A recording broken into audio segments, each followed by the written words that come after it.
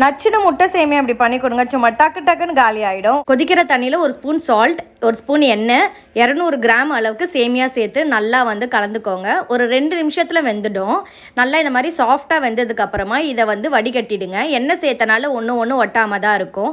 3 முட்டையை வந்து இந்த மாதிரி துருவிக்கிறேன். முட்டைக்கு ஒரு குயிக் தாளிப்பு பார்க்க போகிறோம். ஒரு குழிக்கரண்டி அளவுக்கு எண்ணெய் சேர்த்துக்கோங்க. இது கூடவே 10 பல் பூண்டு நறுக்குனது, கடலப்பருப்பு 1 table spoon, 1 table spoon chilli flakes, Kashmiri மிளகாய் தூள் 1/2 table spoon, 1 table spoon salt சேர்த்துட்டு நல்லா ஃபோக் வச்சு இந்த மாதிரி மிக்ஸ் பண்ணிக்கோங்க. அப்போ தான் முட்டை உடையாமல் இருக்கும். அதுக்கப்புறம் ஒரு கடாயில் ஒரு குழிக்கரண்டி எண்ணெய் ஊற்றிட்டு சின்ன வெங்காயம் ஒரு பவுல் அளவுக்கு எடுத்திருக்கேன். அதை நல்லா வதக்கிட்டு ஒரு தக்காளி விதை இல்லாமல் சேர்த்து வதக்கிக்கோங்க. இது கூடவே ஒரு முட்டை, 1 ஸ்பூன் காஷ்மீரி மிளகாய் தூள் சேர்த்து நல்லா வதக்கிக்கோங்க. நல்லா வதங்கிட்டதுக்கப்புறமா குடமிளகா 1 நறுக்கி வச்சிருக்க மெலிசா அதையும் சேர்த்துக்கோங்க. தேவைக்கேற்ப 1 ஸ்பூன் உப்பு சேர்த்துக்கோங்க. அதுக்கப்புறமா நம்ம எடுத்து வச்சிருக்க சேமியா இது கூட சேர்த்து நல்லா எப்படி ஒரு பரட்டு அப்படியே ஒரு பரட்டு நல்லா பரட்டிக்கோங்க. முட்டையை நல்லா மலைச்சாரல் மாதிரி தூவிக்கோங்க. அப்படியே கொத்தமல்லியை தூவிட்டு அப்படியே சர்வ் பண்ண வேண்டியதான். இது எப்படி